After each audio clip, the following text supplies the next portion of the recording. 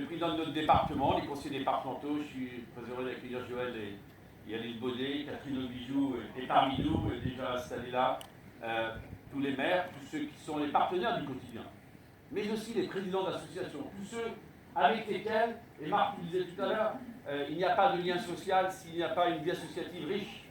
Il n'y a pas ce vivre ensemble si on n'est pas capable, évidemment, à un moment ou à un autre, de donner et d'avoir du partage, parce que c'est ça la vie.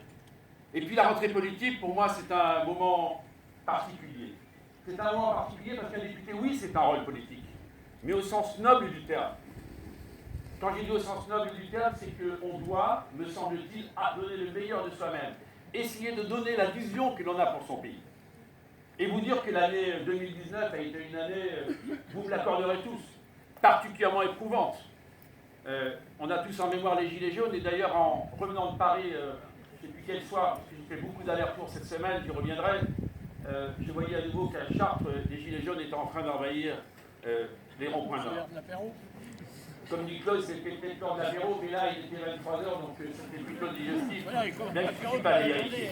Il y a eu ce grand débat. Il y a eu cette France aussi fragilisée, il y a aussi ce contexte international que vous connaissez, ce contexte du Brexit. Vous avez vu ce qui se passe où le Premier ministre nommé il y a à peine un mois a été mis en difficulté 3 fois cette semaine. Il y avait d'ailleurs des conséquences en aval pour nos entreprises, des conséquences pour notre économie. Et derrière les entreprises et l'économie, naturellement, c'est une fragilisation du pays.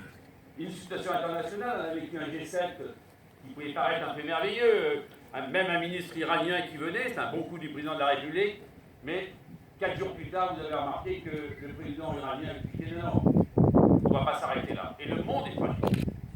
Jamais le monde a été aussi fragile qu'il ne l'est à l'heure actuelle. Et il est d'autant plus fragile que l'Europe s'est fragilisée. Et d'ailleurs, ça m'amène aux élections européennes où à ce vent nationaliste très fort qui a soufflé, qui souffle encore. On a tous oublié, pas encore oublié les résultats en France. Il n'y a pas que la France.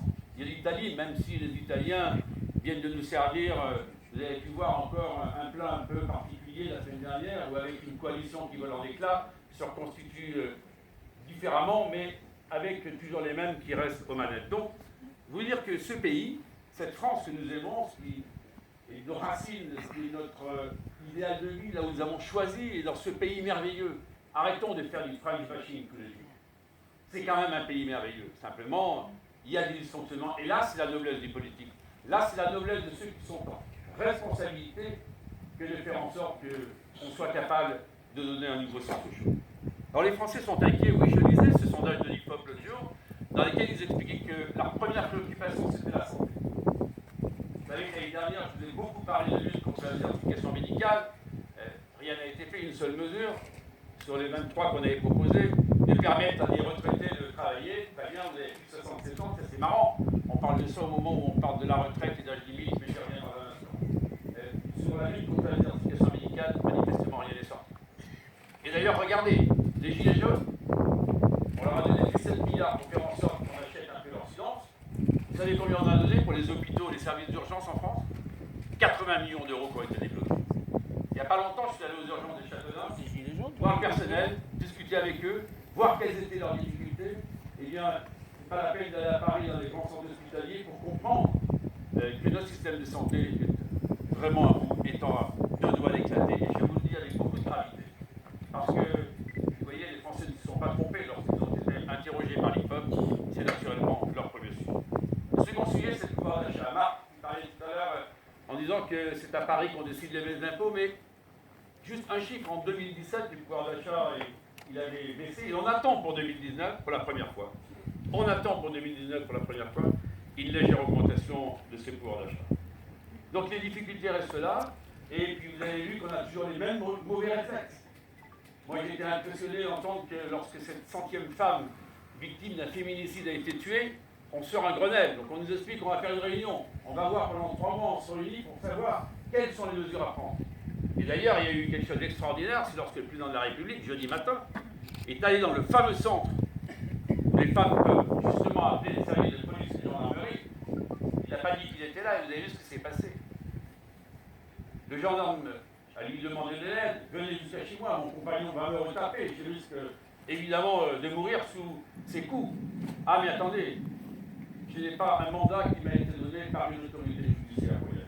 Ce n'est pas un Grenelle qu'il faut. Il y a une mesure, et il y a beaucoup de maires ici, beaucoup d'élus locaux, ils savent que c'est une violence.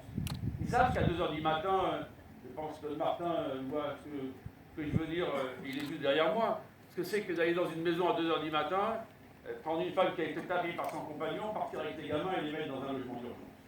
Et vous voyez, c'est là où il y a un retard, il y a un décalage entre ceux qui imaginent que c'est par des nouvelles lois, par des Grenelles ou je ne sais quoi, et la vie de tous les jours, la proximité qui explique quelles sont les bonnes solutions. Et ce décalage se bouffe, je dis bien se bouffe. Et bien ce gouffre il ne se comble pas, et j'ai vraiment même le sentiment qu'il est en train de s'agrandir. Et je vous le dis avec beaucoup de gravité. Lorsqu'il y a je me souviens de cela, c'était à l'Assemblée il y a 5 ou 6 ans. Un gamin avec ses petites mobylettes, vous savez, qui vont très vite, qui vont très très bas, et qui peuvent rouler à 80-90 km/h. Rouler là-dessus, il avait heurté une personne âgée, il l'avait tué. Et qu'est-ce qui s'était passé 3 jours plus tard à l'Assemblée, c'était la foire d'empoigne pour savoir qui est-ce qui allait poser la question au gouvernement, quelles mesures on allait prendre. Mon Dieu, c'est comme des trottinettes. Pour beaucoup d'entre vous, vous allez à Paris régulièrement. Et vous les voyez toujours plus dangereux. Mais qu'est-ce qu'on attend alors que ce sont des mesures de bon sens qu'on doit être en capacité de porter. Si je vous dis cela, c'est que le monde dans lequel nous sommes reste un monde tellement beau. Alors, quelques mots sur les retraites. Jean-Paul Delevoye-Mini, je suis ravi pour lui. Mais la recette sur les retraites, on la connaît. Vous allez dire les passants. C'est peut-être un point. Quand on avait, je me souviens, parce que c'est une belle idée. Le fameux euro cotisé, donne un certain nombre de droits, et après il faut savoir quelle est sa valeur du point. Mais il faut rapprocher. Et là, vous avez bien vu la reculade il y a 15 jours, et cette reculade, elle est dramatique. Elle va conduire à quoi? C'est qu'il y a beaucoup de retraités, et certains sont même là, qui ont moins de 1 000 euros par mois, qui n'ont pas les fameux 85% du SMIC, parce qu'on n'a pas ce courage politique. Alors, il ne faut pas aller trop vite, on va savoir combien de temps on en parle. Et puis, il ne faut pas oser dire qu'on va travailler plus longtemps, mais quand on dit plus, on doit être en capacité de travailler un peu plus longtemps. Ou alors, vous voyez, tout à l'heure, je parlais du médecin, lui, il est bon en 67 ans pour aller travailler, on sort de sa retraite, et s'il a 62, il va faire des efforts de santé. Ça, ce sont des choses qu'il ne faut pas comprendre.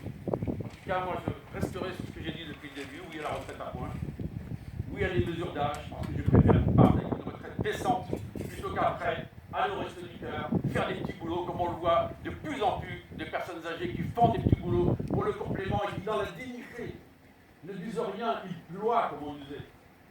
Ils ne rompent pas. Et bien ça, mes chers amis, et bien là-dessus, je dis très simplement, vous connaissez mon positionnement politique qui est toujours le même.